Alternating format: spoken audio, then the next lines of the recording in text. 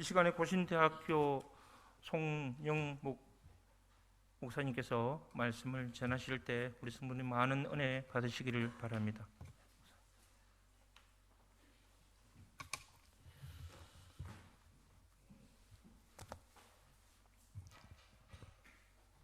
사랑하는 우리 형제 자매 여러분, 고신대학을 위해서 늘 기도해 주시고 관심을 가주셔서 감사합니다. 여러분께서 공사적으로 기도하실 때 기독교대학 또 고신총회 직영대학인 고신대학을 위해서 특별히 신학과를 위해서 기도 많이 해주시고 또 목회자 감이 있으면 신학과에 보내주시면 성령 충만한 그런 신실한 목회자 후보생을 잘 최선을 다해서 양성하도록 하겠습니다. 사랑하는 성도 여러분, 종교개혁가 가운데 존 칼빈 선생님이 있었습니다. 500년 전입니다. 칼빈 선생님이 이렇게 말한 바가 있습니다. 교회 예산 가운데 50% 정도는 가난한 사람들을 구제하는 데 사용하라. 좀 우리에게는 참 부담이 되는 말씀이기도 하죠. 50%, 교회 예산의 절반을 구제하는 데 사용하라. 이게 종교개혁가의 가르침이었습니다. 우리 주변에 잘 사는 사람들은 더 많은 부를 누리고 가난한 자들은 더 힘들어하는 빈익빈, 부익부 현상이 이 자본주의 사회 속에 심화되고 있습니다. 예수님께서 가난한 자, 병든 자, 고아와 과부와 나그네를 특별히 관심을 가지고 사랑하셨다라는 것을 복음서를 통해서 잘 확인할 수 있습니다. 그렇다면 저와 여러분도 우리보다 좀 더 힘든 사람들에게 마음을 열고 사랑의 손길을 베푸는 것 마땅히 예수님을 닮은 사람으로서 실천해야 될 사항 맞습니다. 우리가 너무나 잘 아는 누가복음 16장에 부자와 나사로의 비유에 등장하는 거지 나사로, 이 나사로는 마치 구약의 고난의 대명사였던 욥의 모습과 비슷합니다. 욥이 정수리부터 발끝까지 만신창이가 되었죠. 그리고 수많은 고난과 자녀들이 죽는 환난들, 그리고 사랑하는 아내도 하나님을 욕하고 죽으라 이렇게 남편 욥에게 말했지 않습니까? 바로 그 욥과 비슷한 처지에 있었던 사람이 거지 나사로입니다. 이 부자와 나사로의 비유를 통하여 하나님께서 저와 여러분에게 무엇을 교훈하시겠습니까? 이것은 하나님의 나라의 비유입니다. 그래서 하나님의 백성이 어떻게 천국 백성답게 살 수 있는가를 예수님께서 이 비유를 통해서 가르쳐 주십니다. 이 비유의 두 등장인물인 부자와 나사로가 주인공은 아닙니다. 이 비유도 하나님의 나라가 어떻게 세상에 임하는가를 보여주기 때문에 주인공은 하나님이십니다. 그래서 우리 하나님 나라의 비유인 부자와 나사로 비유를 통하여 5월 마지막 주 그리고 6월로 넘어가는 2022년 이 한 중앙에 저와 여러분이 세상 속에서 어떻게 하나님의 영광과 이웃의 유익을 위하여 살 수 있는가, 하나님의 교훈을 들어보는 시간, 오늘 설교 시간이 되기를 소망합니다. 저와 여러분이 기억하셔야 될 설교의 요지는 이것입니다. 우리는 사랑을 실천하는 신실한 천국 백성으로 하나님 나라 확장에 힘쓰자. 사랑을 실천하는 신실한 천국 백성으로 산다면 우리를 통하여 하나님의 통치가 확장될 것이다. 이것을 우리가 꼭 기억하면 좋겠습니다. 사랑을 실천하는 신실한 천국 백성이 되자는 것입니다. 이것을 두 가지로 나누어서 말씀을 전가하겠습니다. 하나님의 나라가 어디에 있습니까? 우리가 지금 천국 백성인데 천국은 언제 어떻게 우리의 삶 가운데 임합니까? 천국은 어디에 임합니까? 어떻게 임합니까? 하나님의 도움을 받아 살 때 천국이 임하고 하나님의 말씀에 따라 순종할 때 우리의 삶 가운데 천국이 임합니다. 하나님은 우리의 도움이십니다. 이 고백을 가지고 주의 말씀에 순종하여 실천하는 그 삶의 현장에 하나님의 나라가 임한다라고 말씀합니다. 우리가 누가복음 16장을 읽었습니다. 누가복음은 신약 27권 가운데 가장 긴 책입니다.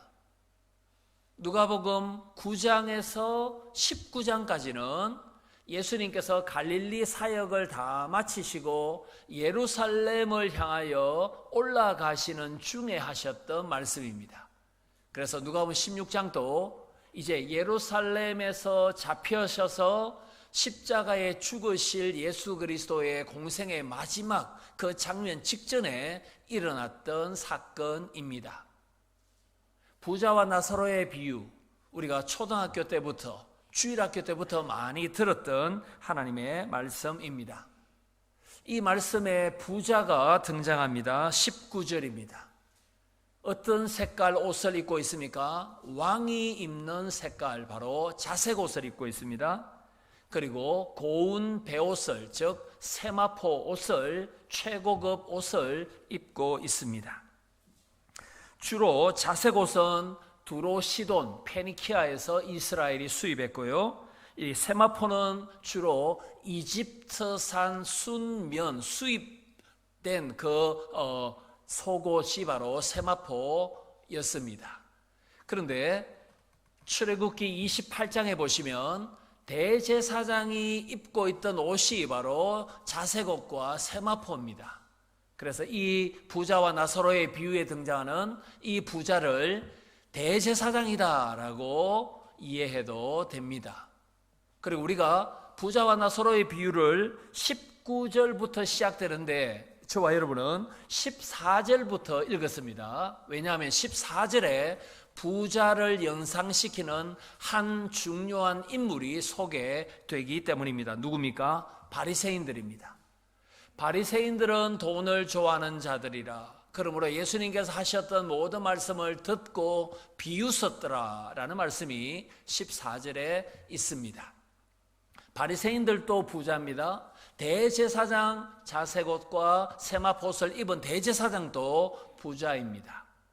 여러분, 대제사장이 1년에 관리했던 예산이 어느 정도 되었을까요? 예수님 당시에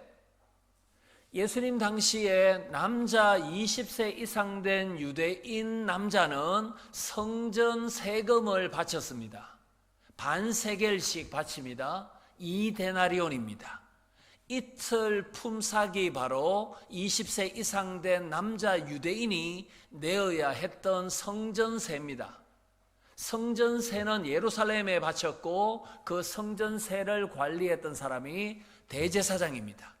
성전의 건물과 제사를 위해서 바쳐야 했던 성전세, 한 사람도 빠짐없이 모든 남자 유대인 20세 이상이 바쳤다면 지금 돈으로 한 2천억 정도는 됩니다. 가만히 있어도 한 2천억 정도의 예산을 관리했던 사람이 누구냐면은 대제사장입니다. 여러분, 이 대제사장의 그 권력과 이 권한이 얼마나 컸다라는 것을 우리가 짐작할 수 있습니다. 또 부자였던 바리새인은 번영 신학자입니다. 이 말이 뭐냐면 사람이 부자라면 그 사람의 신앙이 좋은 것이다. 사람이 가난하면은 그 사람의 신앙에 문제가 있다. 신앙의 연수가 쌓이면 쌓일수록 재산도 늘어난다. 그러므로 신앙이 좋은 사람은 전셋집에 살 수가 없다. 신앙이 좋은 사람은 소형차를 탈 수가 없다. 신앙이 좋은 사람은 20평대 아파트에 살 수가 없다. 이것이 바리새인들의 사고방식이었습니다. 얼마나 세속적입니까? 부자는 무조건 신앙 좋은 사람이다. 하나님의 복받은 사람이다. 예수 믿고 성공하세요. 예수 믿고 부자 되세요. 이렇게 가르쳤던 사람이 예수님 당시에 바리새인이었습니다. 오늘 본문에 등장하는 부자 19절에 한번 보십시오. 자색옷과 고운 베옷을 입고 날마다 호화롭게 즐기고 잔치를 베풀었습니다. 마치 누가복음 17장 27절에 노아 홍수 때 홍수 심판이 임하는 것도 모르고 먹고 마셨던 그러한 영적으로 무지몽매했던 사람들과 비슷한 사람이 누구냐면은 부자였습니다. 부자와 정반대의 사람이 바로 거지 나사로입니다. 20절에 보시면은 나사로라 이름한 거지가 헌데투성이로 부자의 대문 앞에 버려져 있습니다.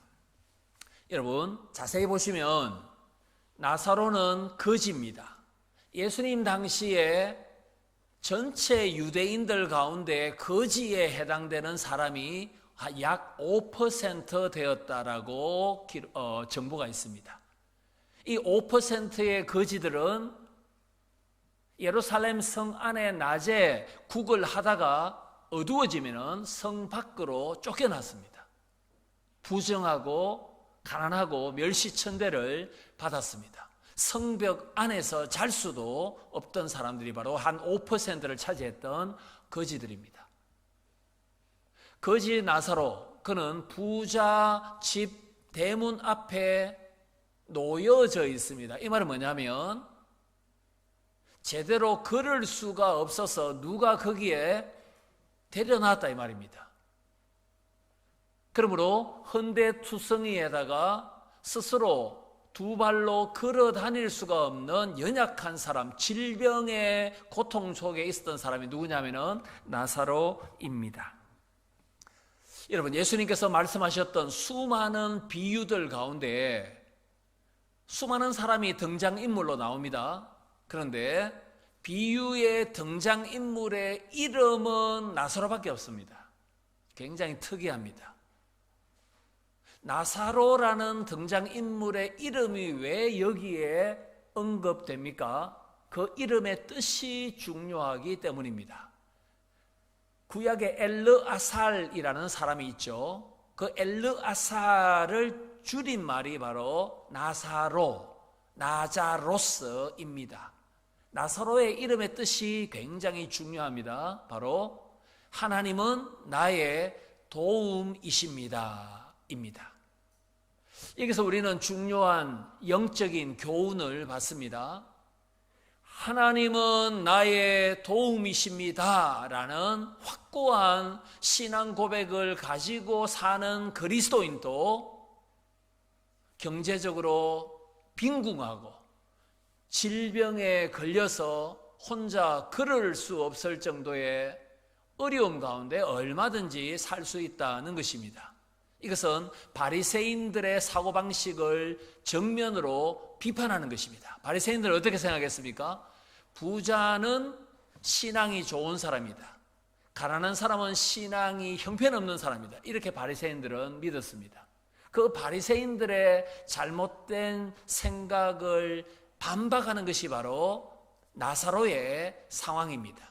얼마든지 천지를 지으신 여호와를 나의 도움으로 모시며 살더라도 정직하게 투기하지 않고 부동산 투기하지 않고 주식 투기하지 않고 편법과 불법을 활용하지 않고 정직하게 깨끗하게 직장생활, 사업생활을 하는 크리스찬들이 오히려 더 가난할 수도 있고요, 질병에 걸릴 수도 있습니다. 이 땅에서는 그러합니다. 번영신학자인 바리새인들의 사고방식이 잘못되었다라는 것을 하나님께서는 유일한 등장인물의 이름 나사로를 통해서 우리에게 교훈하기를 원하십니다. 사랑하는 성도 여러분, 누구에게나 죽음은 찾아옵니다. 그래서 부자도 죽고 나사로도 죽었습니다. 그래서 부자는 음부 불구덩이 고통당하는 곳에 들어갔습니다. 나사로는 천국 낙원 아브라함의 품에 안겨 있습니다. 사랑하는 성도 여러분, 한 번 또 이 부자는 자기 대문 앞에 누워있는 나사로를 잔치에 초청한 바가 없습니다. 예수님의 누가복음 14장 13절의 그 경고를 살아있을 때에 부자는 들어야만 했습니다. 어떤 경고입니까? 잔치를 베풀거든 가난한 자, 몸 불편한 자, 저는 자, 맹인들을 초청하라. 이 예수님의 말씀을 매일매일 무시했던 사람이 부자들을 초청하여 연회를 베풀었던 부자였습니다. 부자가 부자였기 때문에 지옥 간 것은 아닙니다. 부자는 하나님의 말씀을 매일매일 어겼고 하나님의 계명의 핵심은 하나님 사랑하는 것이고 사람 사랑하는 것인데 그 하나님의 모든 계명의 강령인 사랑 실천을 매일매일 기회가 있었음에도 불구하고 무시했던 그 죄를 범한 사람이 바로 부자였으므로 사실은 하나님을 믿지 않았기 때문에 지금 부자가 지금 고통당하는 곳에 가 있습니다. 사랑하는 성도 여러분, 21절에 보시면은 나사로의 친구가 등장합니다. 누굽니까? 부자의 상에서 떨어지는 것으로 배불리려 했던 나사로의 친구는 다름이 아니라 개들이었습니다. 개들이 와서 헌대를 핥아줍니다. 유대인들은 개가 핥아주면 그 침에 어느 정도 그 상처를 치유하는 효과가 있다 이렇게 생각했습니다. 나사로는 부자의 잔치상에서 떨어지는 그 빵 부스러기를 양식으로 삼아 살았습니다. 이스라엘은 물이 부족한 국가죠. 그래서 손을 물로 씻고 식사하기보다는 빵의 일부를 떼내어서 손때를 닦아서 그 빵을 던집니다. 그러면 그걸 개들이 주로 식탁 밑에서 애완용 개들이 먹었습니다. 여기서 빵 부스러기, 음식 부스러기는 깨끗한 그런 빵이 아닙니다. 사람의 손때가 묻어있는 그 빵을 먹고 살았던 사람이 누굽니까? 나사로입니다. 사람 취급을 받지 못했던 것이 분명합니다. 우리가 14절부터 읽었죠. 그런데 16절에 보시면 예수님께서 중요한 말씀을 하셨습니다. 세례 요한의 때까지는 구약의 선지자와 율법의 시대입니다. 그러나 이제 세례 요한의 시대는 마감되어야 됩니다. 하나님의 나라가 확장되어야 된다.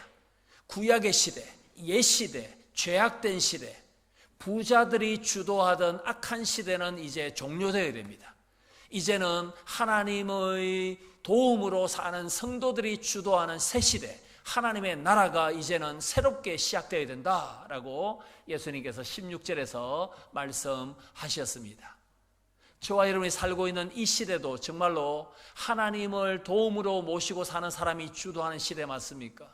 우리가 사는 시대가 정말로 하나님의 말씀, 하나님의 계명, 서로 사랑하라, 하나님을 사랑하라, 마음과 뜻과 정성을 다하여 하나님을 사랑하라, 사람을 사랑하라, 이웃을 사랑하라는 이 계명에 순종하는 사람들이 정말로 주도하는 그런 새 시대가 맞습니까? 꼭 그렇지는 않은 것 같습니다. 자본주의 시대에 더 빈익빈 부익부 현상이 심화되는 이 시대에 코로나19로 더 많은 사람들이 물질에 집착하는 이 시대에 정말로 하나님을 의지하며 주의 말씀에 따라서 사랑을 실천하는 이 보석과 같은 존귀한 성도들이 더욱더 주도하며 하나님의 살아계심을 누리며 증명하며 살 수 있는 그 시대를 하나님께서 얼마나 진정으로 원하고 계시는가를 우리는 16절을 통해서 확인할 수 있고, 우리가 하나님을 도움으로 모시고 하나님을 사랑하며 살아야 할 것을 우리는 다시 한 번 더 다짐을 해야 될 줄 믿습니다. 오늘 본문의 나사로는 바로 저와 여러분입니다. 왜냐하면 저와 여러분은 천지를 지으신 하나님이 우리의 도움이다라는 것을 고백하며 사는 사람들이기 때문입니다. 나의 부와 권력을 의지하고 사는 것이 아니라 하나님께서 나의 유일한 완전한 도움이십니다.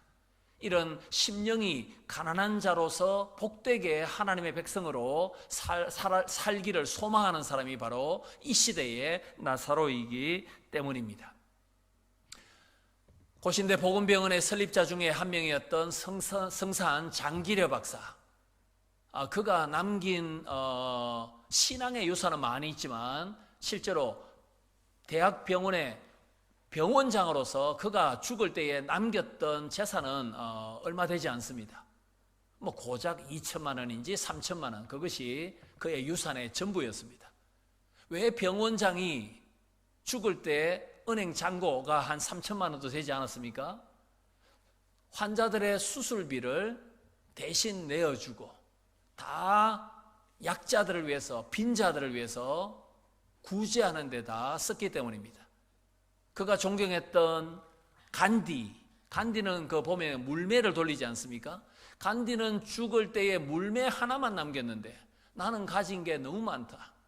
그래서 똑같은 물건을 2개 가지고 있는 것을 극도로 싫어했던 사람이 장기려입니다. 똑같은 옷 2벌 가지고 있는 것을 극도로 조심했던 사람이 성산 장기려입니다. 그는 천국의 환전상으로 살았습니다. 너희의 재물을 하늘에 쌓아두라. 주의 나라가 임하는 곳에, 주의 뜻이 임하는 곳에, 하나님의 의로운 나라가 세상에 건설되는 그 일에 자기가 벌었던 것을 다 천국을 위하여 환전했던 천국의 환전상으로 살았던 사람이 성산 장기려 박사였습니다. 우리가 그런 삶은 살지 못한다 할지라도 적어도 우리는 2가지를 기억해야 됩니다. 이번 한 주 하나님은 나의 완전한 도움이십니다. 그리고 하나님의 말씀의 사랑 실천 계명에 제가 순종하겠습니다. 이 삶을 살 때 하나님의 다스리심과 돌보심과 하나님의 나라와 통치가 저와 여러분의 삶을 통해서 반드시 이루어질 줄 믿습니다. 오늘 설교의 요지가 무엇입니까? 사랑을 실천하는 신실한 천국 백성으로 살자. 하나님을 나의 도움으로 하나님 말씀에 순종하는 그 현장에 하나님은 살아계심을 반드시 보여주실 줄 믿습니다. 2번째 마지막입니다. 하나님의 백성으로서 저와 여러분은 어떻게 살아라 라고 이 부자와 나사로 비유가 우리에게 소개하고 있습니까?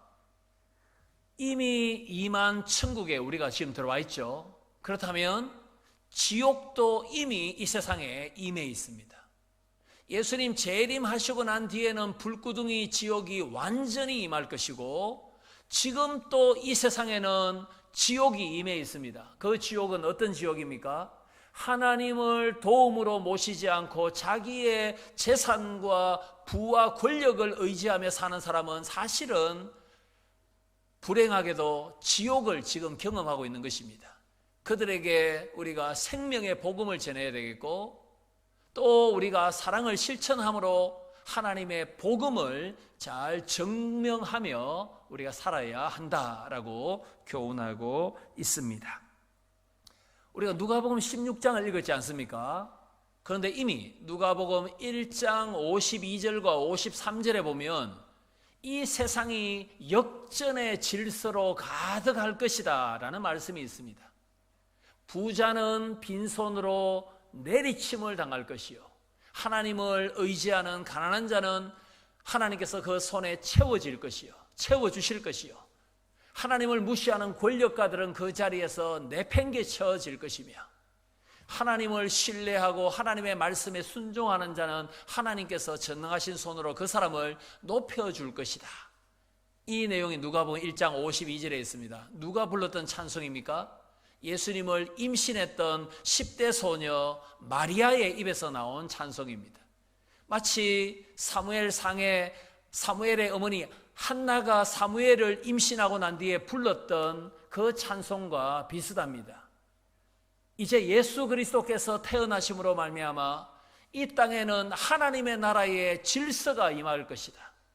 하나님을 사랑하는 자가 주도하는 세상, 하나님의 말씀을 경외하며 떨며 준행하는 사람들이 주도하는 새 세상, 하나님의 나라의 새 질서가 임할 것이다 라고 누가복음 1장 52절에 선포되었죠. 그죠?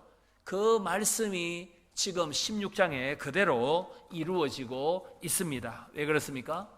고래등같이 맨션에 살며 매일 잔치를 즐겼던 부자가 죽어 지금 불구덩이에 들어와 있고, 질병과 가난과 개 취급을 받았던 나사로가 지금 하나님을 의지하며 살다가 고난 가운데 있다가 죽어 아브라함의 품에 천국에 와 있기 때문입니다.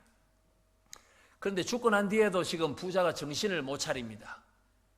정신을 못 차리고 있는 2가지 흔적이 나타납니다. 24절에 보면, 여러분 22절에 보시면 부자는 죽었을 때에 거대한 장례식을 거치고 난 뒤에 매장되었습니다. 부자는 장례되매 22절 끝에. 근데 나사로는 장례식을 통해서 매장되었다 그 말이 없습니다. 부자는 장례식을 통해서 매장되었지만 나사로는 어떻게 됐는지 전혀 소개가 되어 있지 않습니다. 죽고 나서도 차별받고 있죠. 근데 24절에 보시면 부자가 지옥에 가 있는데, 음부에 가 있는데 나사로를 안고 있는 아브라함을 향하여 아버지라고 부릅니다.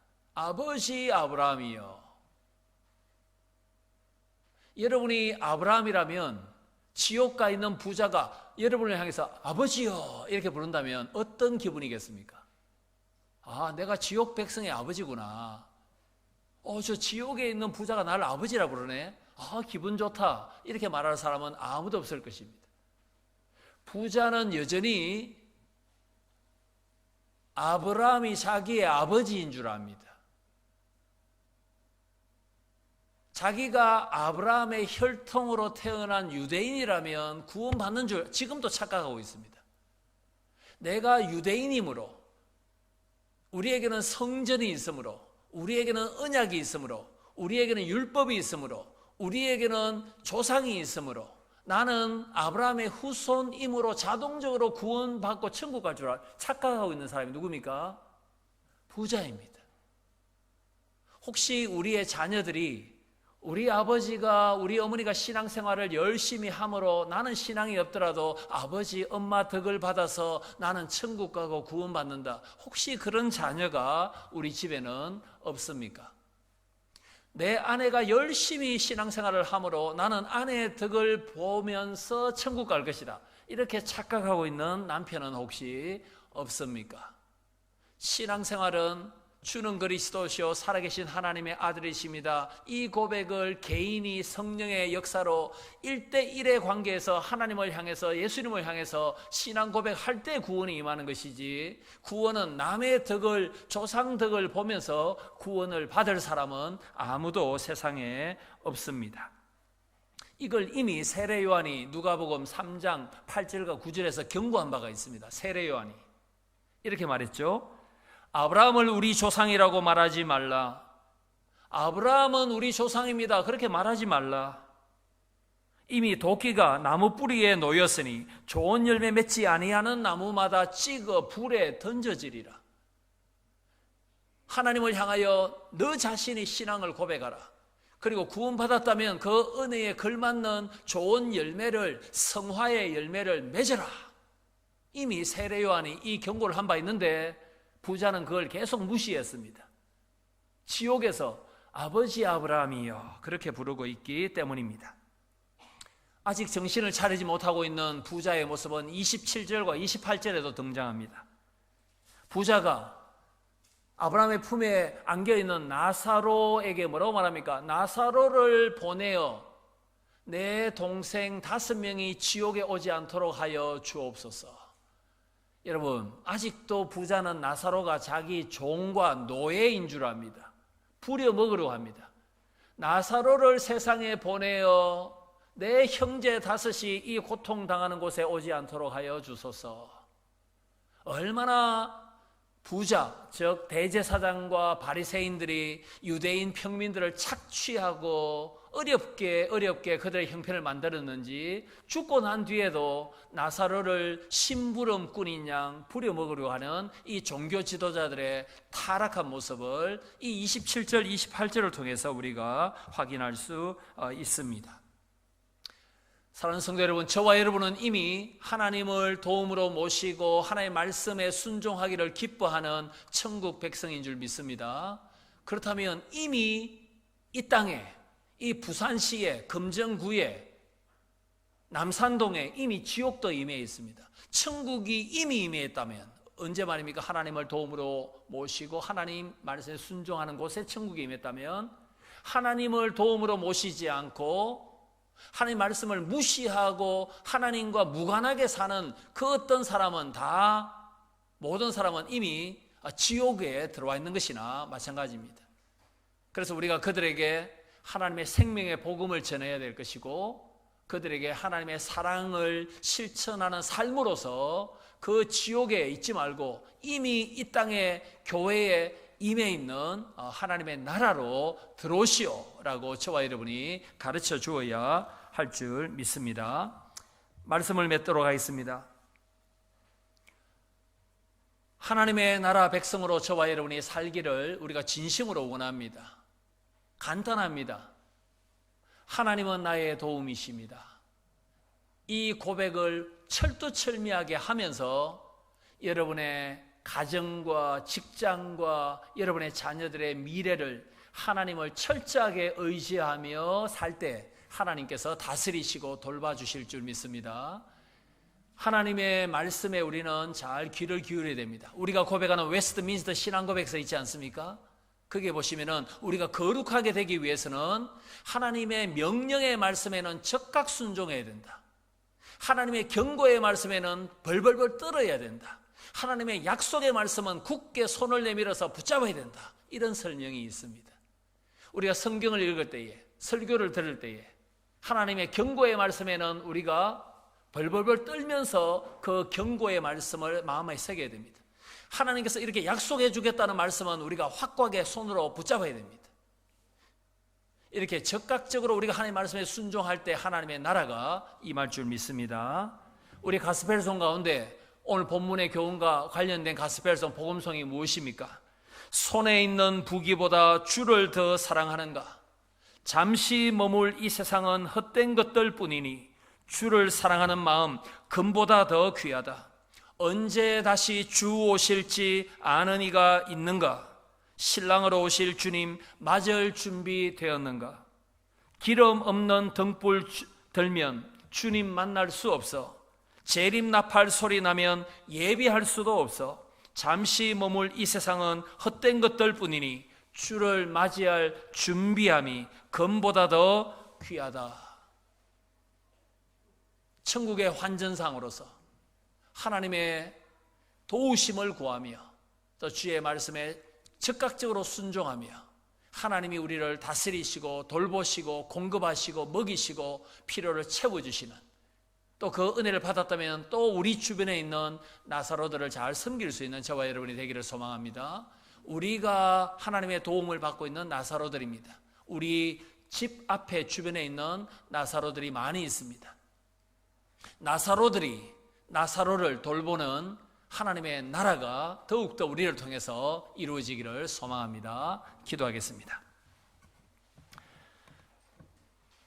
살아계신 하나님, 부자와 나사로 비유를 통하여 더 하나님을 도움으로 모시며 살아야 할 것을 가르쳐 주심을 감사합니다.